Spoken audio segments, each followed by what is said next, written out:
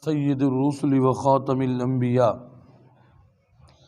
اما بعد فاعوذ باللہ من الشیطان الرجیم بسم اللہ الرحمن الرحیم یا ایہا الرسول بلغ ما انزل الیک من ربک وإن لم تفعل فما بلغت رسالته واللہ یعصمک من الناس ان اللہ لا يهدي القوم الكافرین قل یا اہل الكتاب لستم على شيء حتى تقیموا التوراة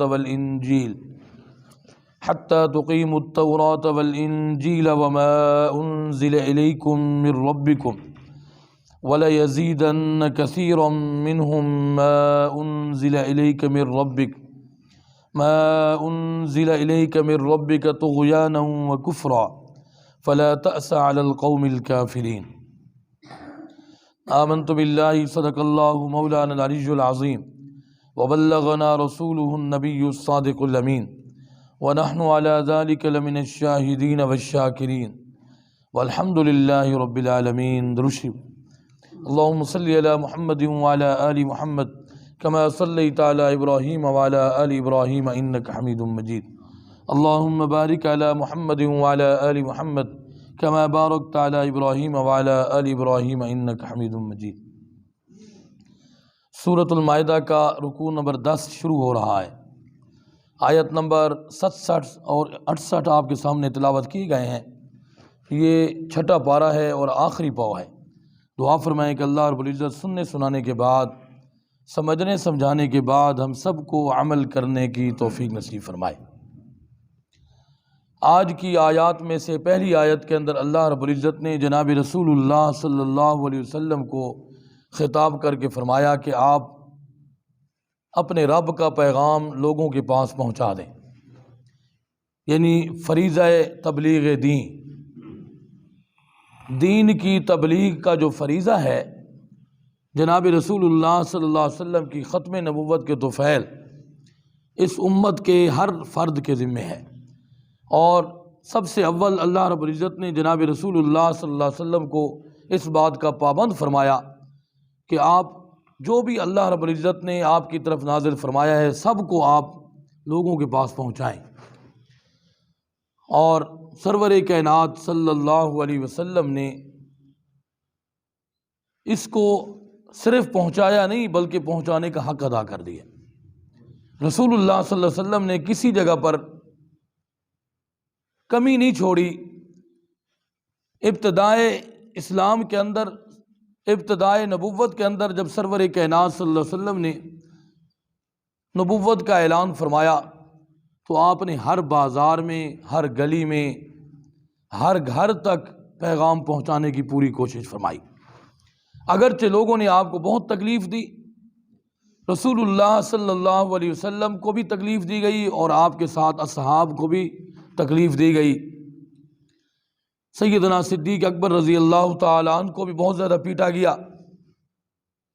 لوگوں نے رسول اللہ صلی اللہ علیہ وسلم پر حملے کیے اور آپ کے دعوت کے پیغام کو روکنے کی پوری کوشش کی. تو رسول اللہ صلی اللہ علیہ وسلم نے ایک مرتبہ یوں بھی فرما دیا کہ اگر یہ لوگ میرے دائیں ہاتھ میں سورج رکھ دیں اور بائیں ہاتھ میں چاند رکھ دیں اور ساری دنیا کے مال و دولت کو میرے سامنے رکھ دیں تب بھی میں اس کام کو نہیں چھوڑوں گا. تو رسول اللہ صلی اللہ علیہ وسلم کے چچا ابو طالب نے پھر ان کو کہا کہ جائیں بھتیجے آپ اپنے کام کو جاری رکھیں. لوگ تو اس پر بہت ہی زیادہ رکاوٹ ڈالنے کی کوشش کر رہے ہیں لیکن آپ دعوت کو جاری رکھیں اور میرا تعاون آپ کے ساتھ ہوگا. رسول اللہ صلی اللہ علیہ وسلم نے پیغام حق کو پہنچایا. پھر بازاروں کے اندر بھی، اور یہ بھی پتا تھا کہ دشمن نے وہاں حملہ کر دینا ہے لیکن اس کے باوجود بھی آپ نے اس کام کو روکا نہیں. حجۃ الوداع کے موقع پر جناب رسول اللہ صلی اللہ علیہ وسلم نے صحابہ کرام کو جو کم و بیش 1,24,000 یا ایک روایت کے مطابق 1,29,000 یا ایک روایت کے مطابق 1,43,000 صحابہ کرام تھے حجۃ الوداع کے موقع پر. رسول اللہ صلی اللہ علیہ وسلم نے جو آخری خطبہ دیا اس کے اندر لوگوں سے پوچھا کہ لوگوں، میں نے تمہیں پیغام حق پہنچا دیے ہیں اور اللہ تعالیٰ کا پیغام میں نے آپ تک مکمل طور پر پورا دین پہنچا دیا ہے، تم اس بارے میں گواہی دیتے ہو؟ تو صحابہ کرام رضوان اللہ تعالی علیہم اجمعین نے بیک آواز یہ کہا کہ اللہ کے رسول صرف آپ نے پہنچایا نہیں بلکہ پہنچانے کا حق ادا کر دی، ہم اللہ کے سامنے شاہد ہیں، گواہ ہیں۔ تو فرمایا یا ایھا الرسول، اے رسول، بلغ، پہنچا دیں آپ، ما انزل الیک من ربک، جو آپ کے رب کی طرف سے آپ کی طرف نازل کیا گیا ہے۔ اور ساتھ ساتھ یہ بھی فرمایا وَإِن لَّمْ تَفْعَلْ فَمَا بَلَّغْتَ رِسَالَتَهُ، اگر آپ نے پیغام حق کو، دین کے پیغام کو لوگوں تک نہ پہنچایا تو آپ نے رسالت کا حق ہی ادا نہیں کیا۔ اتنی بڑی یہ سختی بھی ساتھ آ گئی کہ آپ نے اگر پیغام حق کو لوگوں تک نہ پہنچایا تو آپ نے پھر رسالت کا حق بھی ادا نہیں کیا۔ اور یہی بات جناب رسول اللہ صلی اللہ علیہ وسلم نے اپنی امت کو فرمائی کہ بلغوا عنی ولو آیا، حدیث پاک ہے۔ سرور کائنات صلی اللہ علیہ وسلم نے ارشاد فرمایا کہ میری طرف سے اگرچہ آپ کے پاس ایک بات ہی کیوں نہ پہنچے، اس کو لوگوں تک پہنچانا آپ کے اوپر ضروری ہے، آپ کے اوپر فرض ہے کہ آپ میری بات کو لوگوں تک پہنچائیں۔ صحابہ کرام رضوان اللہ تعالی علیہم اجمعین نے اس پیغام حق کو پہنچانے کے لیے، اس کلمہ حق کو پہنچانے کے لیے، دین کے پیغام کو پہنچانے کے لیے پھر انہوں نے پوری دنیا کے سفر کیے۔ یہ نہ ہو کہ ہمارا یہ فریضہ مکمل نہ ہو اور اللہ کے سامنے جواب دہ ہو جائے۔ تو آپ دیکھیں دنیا کے ہر کونے میں صحابہ کرام رضوان اللہ تعالی علیہم اجمعین کی قبور ملتی ہیں، اور جہاں بھی انہوں نے یہ بھی ساتھ تلقین اور وصیت کر دی تھی کہ ہم دین کو پہنچانے کے لیے جا رہے ہیں، جہاں ہمیں موت آئے وہاں دفن کر دینا، قیامت والے دن ہم وہاں سے اٹھیں گے، تاکہ ہم رسول اللہ صلی اللہ علیہ وسلم کے سامنے یہ کہہ سکیں کہ ہم نے آپ کے پیغام کو لوگوں تک pہنچایا، پوری دنیا کے اندر پہنچانے کی کوشش کی۔ تو اللہ رب العزت نے سختی کے ساتھ فرمایا کہ اگر آپ نے لوگوں تک پیغام حق کو نہ پہنچایا تو آپ نے رسالت کا حق ہی ادا نہیں کیا۔ ہاں واللہ یعصمک من الناس، ایک بات یاد رکھنا، اللہ رب العزت نے اپنے محبوب کو بھی فرمائی ہے اور ہمیں بھی یہی اشارہ ہے، جو بھی آدمی کلمہ حق کو پہنچانے کے لیے، دعوت حق کو پہنچانے کے لیے کوشش کرتا ہے تو پھر اس کے لوگ اس کے خلاف کھڑے ہو جاتے ہیں، لوگ اس کے اوپر طعن و تشنیع کرتے ہیں، اس کے اوپر استہزاء اور مذاق بھی کرتے ہیں، اس کو دھمکیاں بھی دیتے ہیں، اس کے اوپر ہر طرح سے حالات کو تنگ بھی کر دیتے ہیں۔ لیکن فرمایا یاد رکھنا، جو اس پیغام حق اور دعوت تبلیغ کو پہنچانے کا یہ ذمہ اپنے ذمہ لگائے گا، یہ کام اپنے ذمہ لگائے گا، تو اس کی حفاظت بھی پھر اللہ کے ذمہ ہے۔ رسول اللہ صلی اللہ علیہ وسلم کے بہت زیادہ دشمن ہو گئے لوگ، اور آپ کو بہت زیادہ خطرہ ہوتا تھا کہیں دشمن حملہ نہ کر دے۔ حدیث پاک کے اندر آتا ہے ایک مرتبہ جناب رسول اللہ صلی اللہ علیہ وسلم نے صحابہ کرام کو فرمایا، میں یہ چاہتا ہوں اب کوئی آدمی میرے اوپر پہرا دیا کرے، دشمن کا مجھے زیادہ خطرہ ہے۔ تو حضرت سعد رضی اللہ تعالی عنہ بن ابی وقاص، جو جناب رسول اللہ صلی اللہ علیہ وسلم کے رشتے کے اندر ماموں ہوتے ہیں، وہ رسول اللہ صلی اللہ علیہ وسلم کی خدمت میں حاضر ہوئے، کہنے لگے اللہ کے رسول میں آپ کے پاس آیا ہوں۔ کس لیے آئے ہو؟ میں آپ کے اوپر آپ کی حفاظت کے لیے کھڑے ہونے کے لیے آیا ہوں، آپ کی نگرانی کرنے کے لیے، آپ کی حفاظت کے لیے میں بطور گارڈ کھڑا ہونا چاہتا ہوں۔ تو رسول اللہ صلی اللہ علیہ وسلم نے اجازت عطا فرمائی۔ تو حضرت سعد رضی اللہ تعالیٰ عنہ اور کبھی کبھی حضرت حذیفہ رضی اللہ تعالیٰ عنہ آپ کی نگرانی کیا کرتے تھے، آپ کی حفاظت کے لیے، آپ کی سیکورٹی تھی۔ لیکن آپ یہ دیکھیں جب یہ آیت اتری واللہ یعصمک من الناس، اللہ تعالیٰ لوگوں سے آپ کی حفاظت کرے گا، تو رسول اللہ صلی اللہ علیہ وسلم نے ان کو بلایا، فرمایا کہ اب اللہ تعالیٰ نے میری حفاظت اپنے ذمہ لگا لی، اب تمہیں نہیں چاہیے کہ تم میری حفاظت کے لیے کھڑے ہو، اب اللہ تعالیٰ خود میری حفاظت فرمائے گا۔ تو اس لیے اللہ تعالیٰ نے فرمایا اگر اس طرح کی کوئی دین کے پیغام کو پہنچانے میں محنت کرتا ہے اور کوشش کرتا ہے اور جاتا ہے، اور پھر اس سے لوگوں کو خطرات ہو جاتے ہیں، تو وہ یہ سمجھ رہے وہ اللہ کی حفاظت میں ہے، اللہ تعالیٰ اس کی حفاظت خود فرمائیں گے۔ ہاں، اس کا مطلب یہ بھی نہیں ہوا کہ یہاں آدمی پھر اپنی حفاظت کا انتظام نہ کرے، اپنی حفاظت کا انتظام بھی اپنے ہمارے ذمے ہے کہ حفاظت کا انتظام کرنا ہے۔ بعض مرتبہ لوگ جو ہے وہ معنی اور ترجمہ غلط لے لیتے ہیں، بہت سارے لوگ صوفیت کی طرف چلے جاتے ہیں، تو پھر وہ اس کا مطلب غلط لے کر وہ سمجھتے ہیں کہ شاید اس کا مطلب یہ ہے، جیسا کہ حدیث پاک کے اندر آتا ہے جناب رسول اللہ صلی اللہ علیہ وسلم نے، ایک صحابی رسول اللہ صلی اللہ علیہ وسلم کے پاس آئے اور ملنے کے لیے، تو آپ نے پوچھا کہاں سے آئے ہو؟ انہوں نے کہا دور سے آیا ہوں۔ کس چیز پہ آئے ہو؟ میں سواری پر آیا ہوں۔ وہ سواری کہاں ہے؟ انہوں نے کہا میں نے چھوڑ دی ہے، توکل کیا ہے اللہ پر، میں نے اللہ پر توکل کیا، چھوڑ دیا۔ رسول اللہ صلی اللہ علیہ وسلم نے فرمایا توکل اسی کو کہتے ہیں کہ سواری کو چھوڑ دو، یہ توکل ہے؟ جاؤ سواری کو باندھو، پھر توکل کرو، اللہ اس کی حفاظت کرے گا۔ توکل کا مطلب یہ ہوتا ہے، یہ نہیں ہوتا کہ آپ سواری کو چھوڑ دیں، سواری جہاں چلی جائے آپ کو میں اللہ پر توکل بھروسہ کر رہا ہوں۔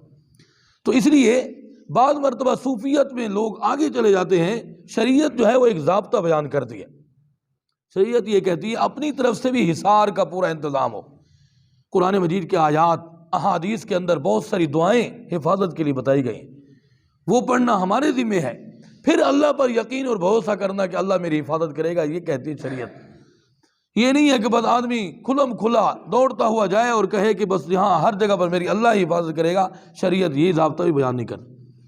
تو اس لیے صحابہ کرام اس آیت کے اترنے کے بعد بھی رسول اللہ صلی اللہ علیہ وسلم کی بہت زیادہ حفاظت کے لیے محنت کرتے تھے۔ احادیث میں آتا ہے کہ اگر آپ کہیں چلے جاتے تو صحابہ کرام ادھر ادھر رہتے تھے کہ کہیں یہ نہ ہو دشمن حملہ کر۔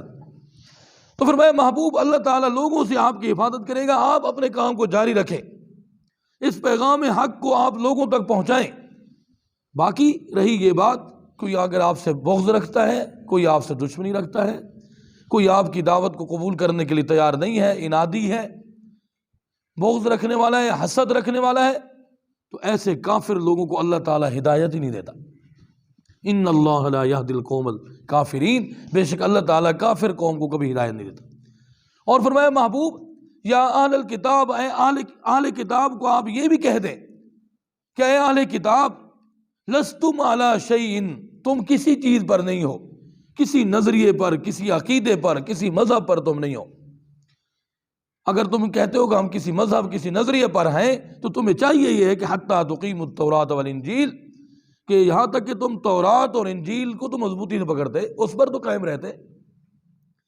تورات کے دعویٰ کرنے والے تورات پر قائم رہتے، انجیل کا دعویٰ کرنے والے انجیل پر قائم رہتے۔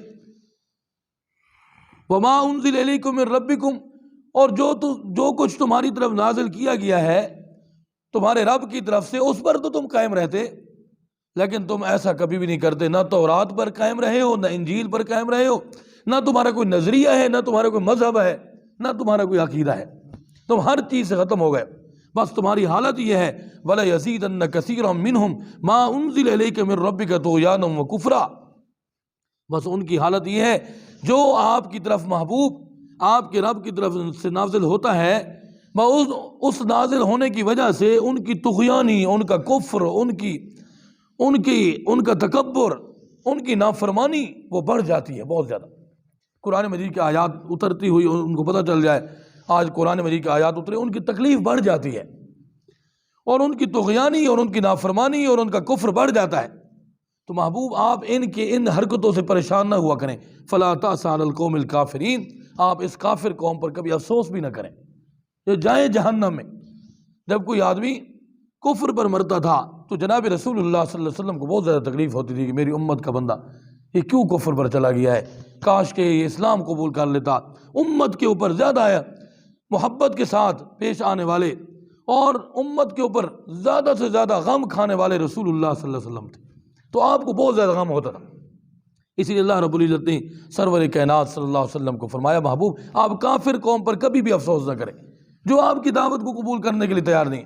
ویسے حیرانگی کی بات ہے، اگر ہم سوچیں ایک اللہ والے کے چہرے کو آج ہم دیکھتے ہیں تو ہمیں سمجھ آتا ہے یار یہ بندہ بڑا حق پر ہے، تو جنہوں نے اللہ کے نبی کے چہرے کو دیکھا وہ بد نصیب اور بد وقت نہیں تھے کہ انہوں نے دشمنی تو کی لیکن کبھی محبت نہیں کی۔ ایسی کافر قوم تو واقعی سب سے بڑی بد وقت ہے۔ رسول اللہ صلی اللہ علیہ وسلم کے اتنے نورانی چہرے کو دیکھ کر بھی وہ ایمان قبول کرنے کے لیے تیار تھے، اور بلکہ اگر یوں بھی کہہ لیتے کہ چلو ہم ایمان قبول نہیں کرتے چلو ان کی دشمنی نہ کریں، ان کے اوپر حملے نہ کریں، ان کے ساتھ عداوت نہ رکھیں، ان کے ساتھ بغض نہ رکھیں، اتنا معصوم چہرہ، پھر بھی انہوں نے کوئی کسر نہیں چھوڑی، ہر طرح کی انہوں نے دشمنی کر کے دکھائی۔ اس لیے ایسی کافر قوم پر محبوب آپ افسوس نہ کریں، یہ بد نصیب لوگ ہیں۔ تو اللہ رب العزت نے جناب رسول اللہ صلی اللہ علیہ وسلم کو تسلی بھی دی اور پیغام حق کو پہنچانے کا حکم بھی فرمایا، اور ساتھ ساتھ یہ بھی فرمایا کہ آپ نے پیغام کو نہ پہنچایا تو آپ نے رسالت کا حق بھی ادا نہیں کیا۔ باقی اللہ کے ذمہ ہے، اللہ نے آپ کی حفاظت کرنی ہے، لہذا اہل ایمان جو دعوت کے لیے محنت کے لیے نکلتے ہیں، اللہ تعالی ہر قدم پر ان کی حفاظت فرماتا ہے۔ ہمارا ایمان بھی یہی ہونا چاہیے، اس پر ہماری محنت بھی ہونی چاہیے۔ اللہ تعالی ہمیں صحیح عمل کرنے کی توفیق نصیب فرمائے۔ وآخر دعوانا